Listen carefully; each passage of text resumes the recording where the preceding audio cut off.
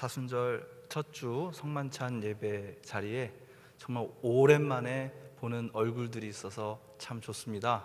멀리 외국에 있다가 돌아온 얼굴도 보이고요. 1년 만에 군대에 있다가 나온 얼굴도 보입니다.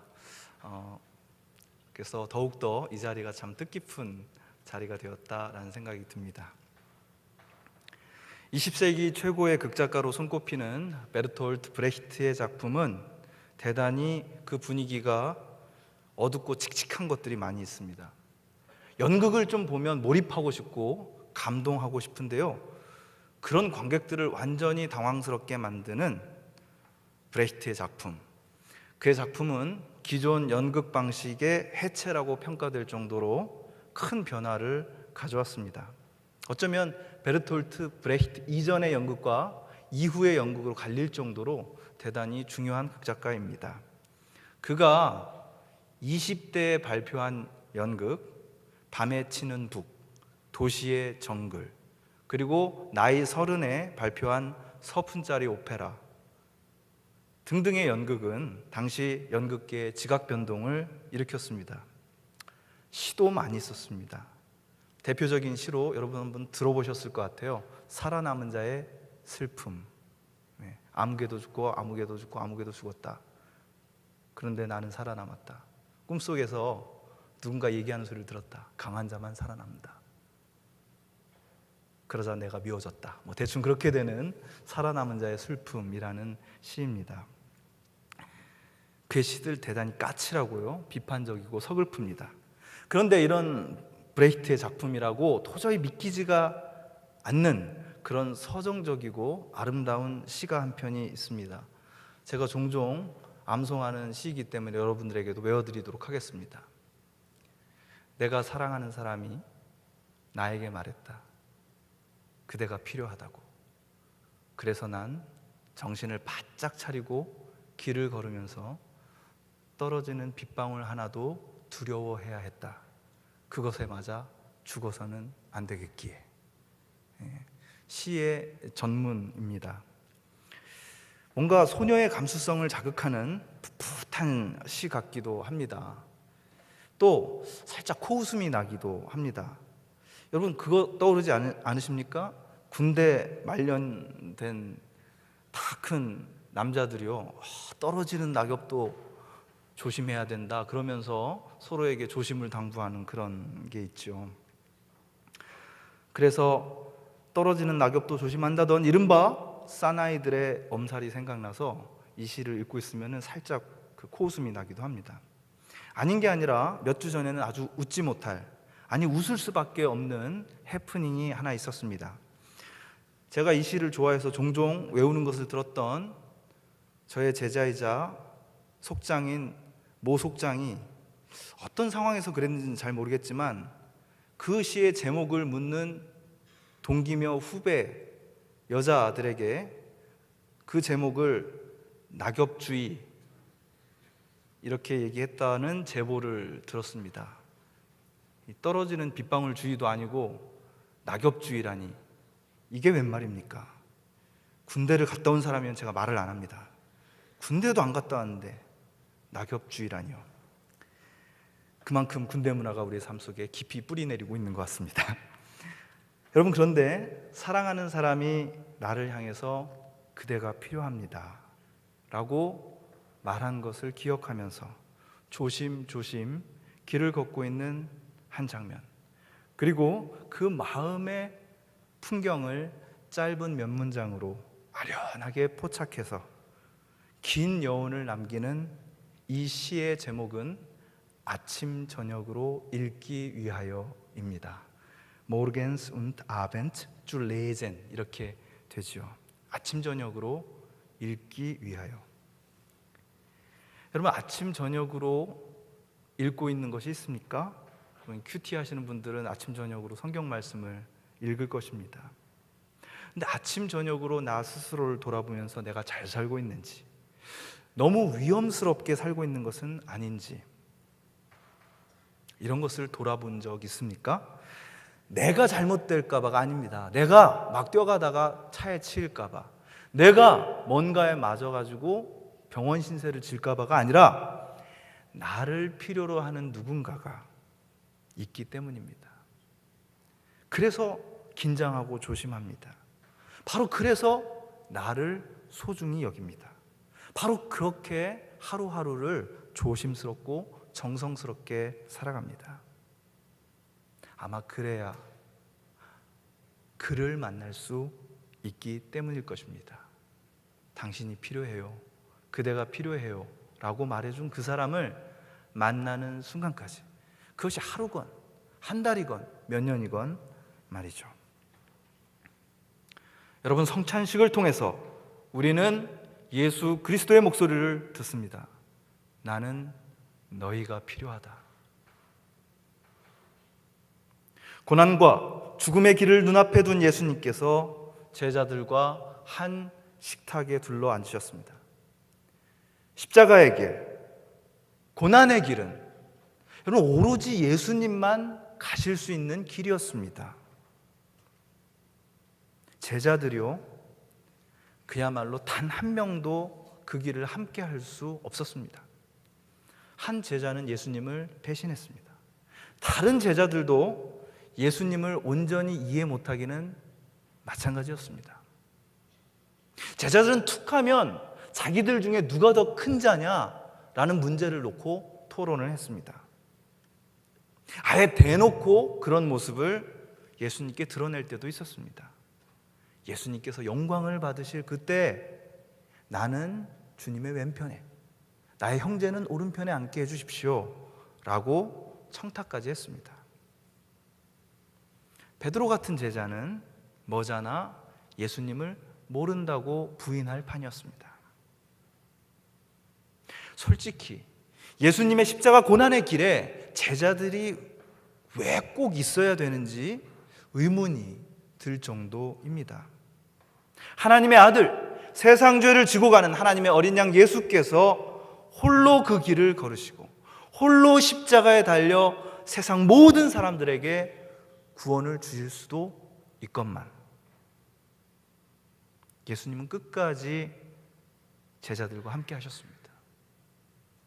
하나님의 독생자 아들로서 홀로 마치 영웅처럼 그 길을 멋지게 걸어가서 죽음조차 두려워하지 않는 그 모습으로 사람들의 경탄을 자아내면서 십자가의 희생, 부활의 영광을 홀로 맛보실 수도 있었을 것입니다. 그런데 예수님은 끝까지 제자들과 함께 하셨습니다. 얼마 안 있으면 뿔뿔이 흩어져 버릴 제자들을 유월절 만찬의 자리에 초대하셨습니다. 그리고 그 한심한 제자들에게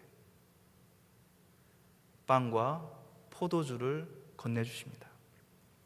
마치 그 사람들이 귀한 손님이라도 되는 것처럼 정성껏 제자들을 대접해 주십니다.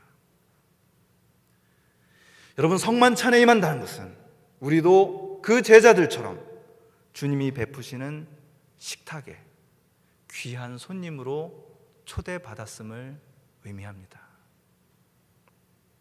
우리가 무슨 자격이 있어서가 아닙니다.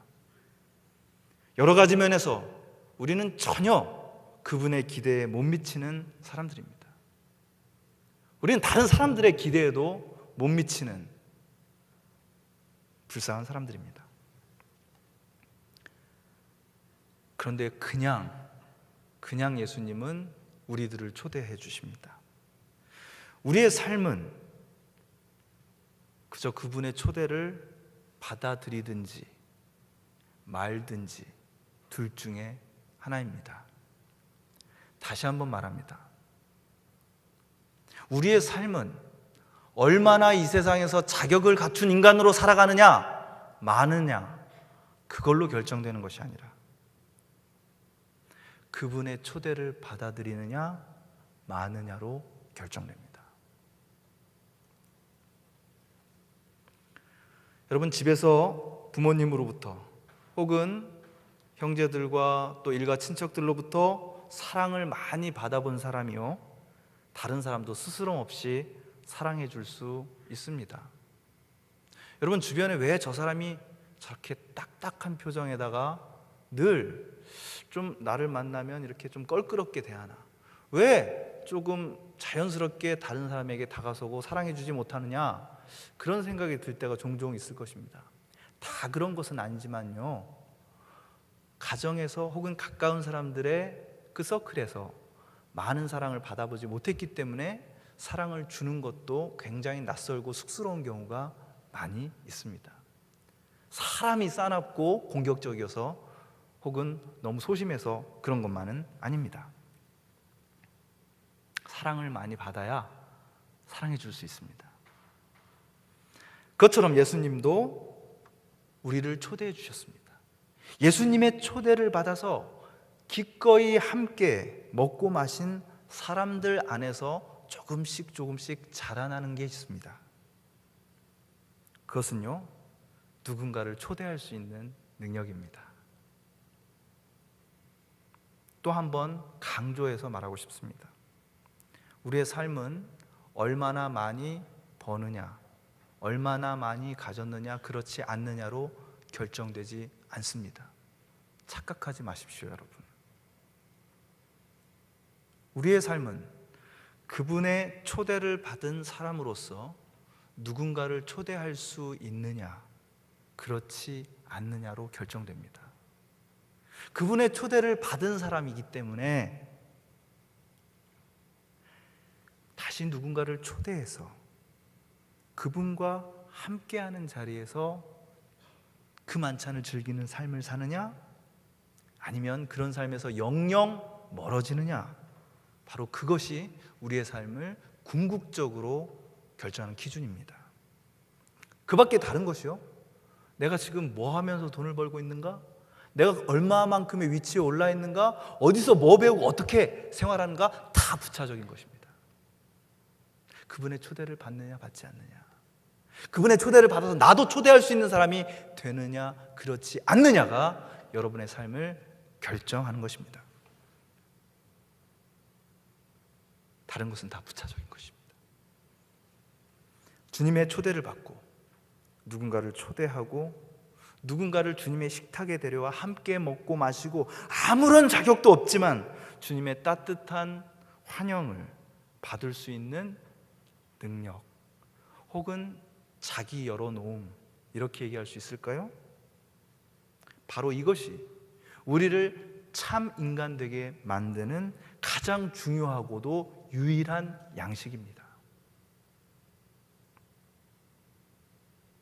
그것이 없으면요, 아무리 먹어도 배고픕니다.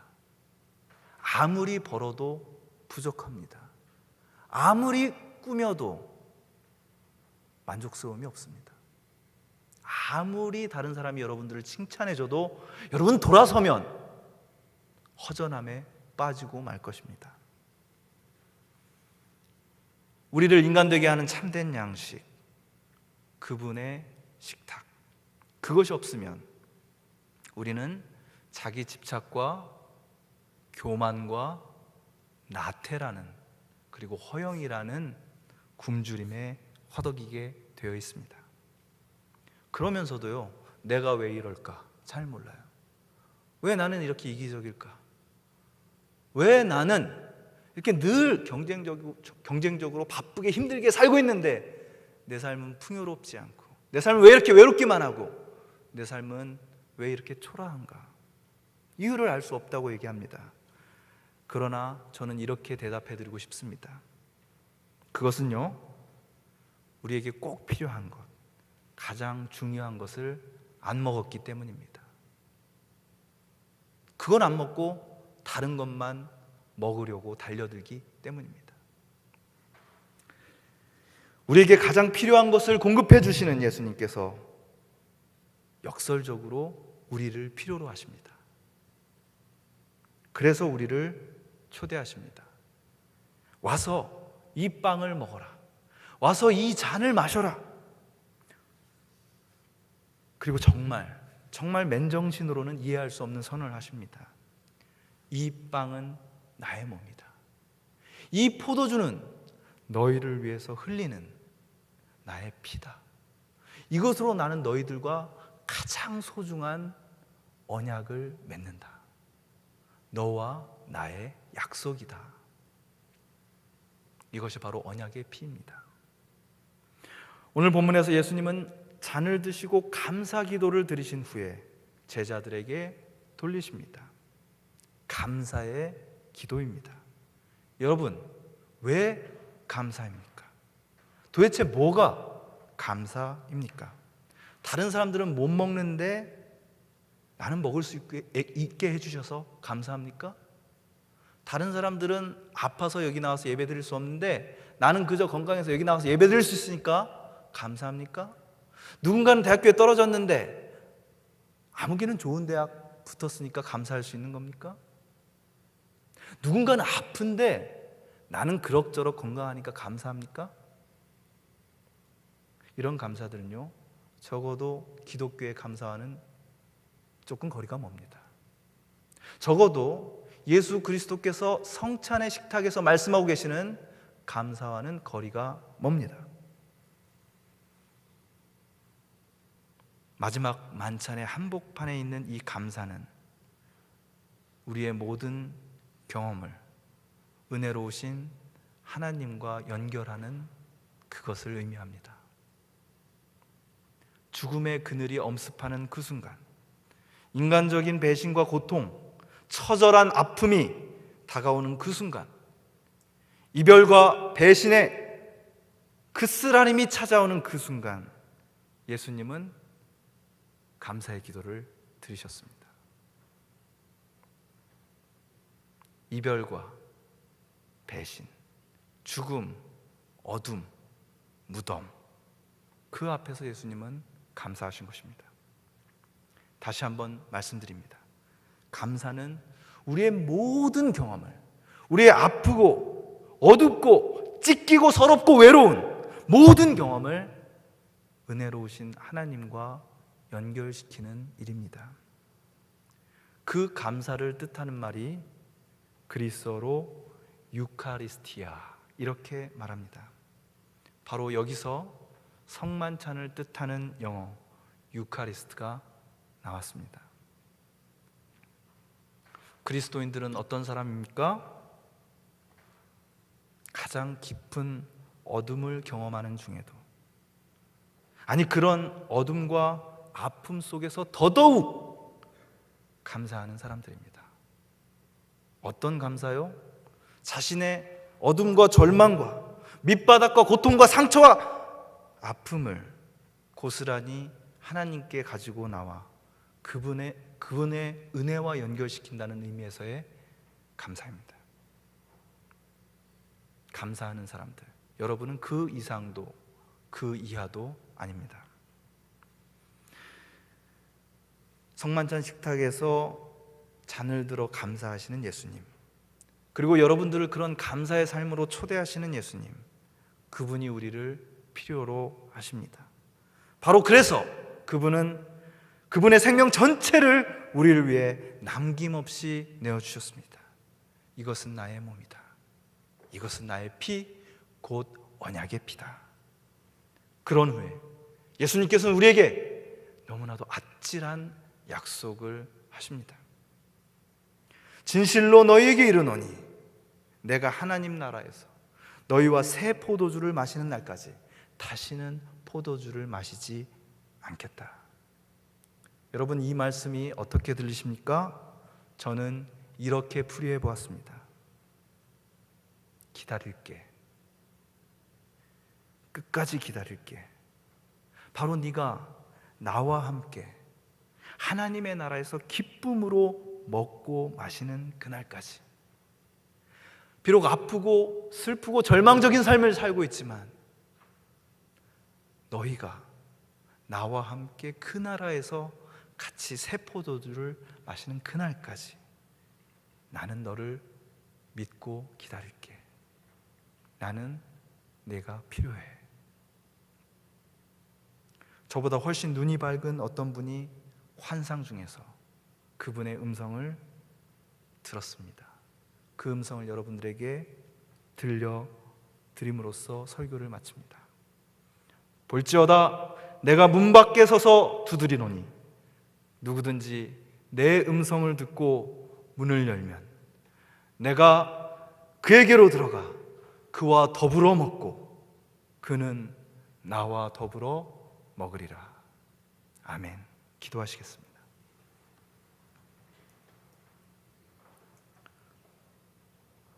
우리를 초대하시고 그렇게 초대받은 우리를 다시 초대하는 삶으로 변화시키시는 우리 주님을 찬양합니다.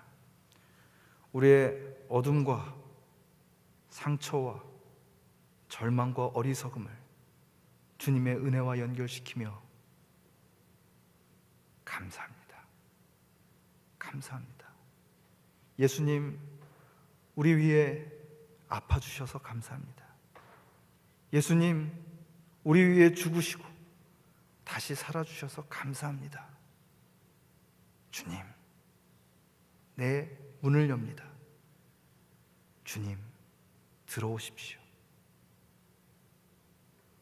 나의 유일한 친구이시며 구세주이신 주 예수 그리스도의 이름으로 간절히 기도드리옵나이다.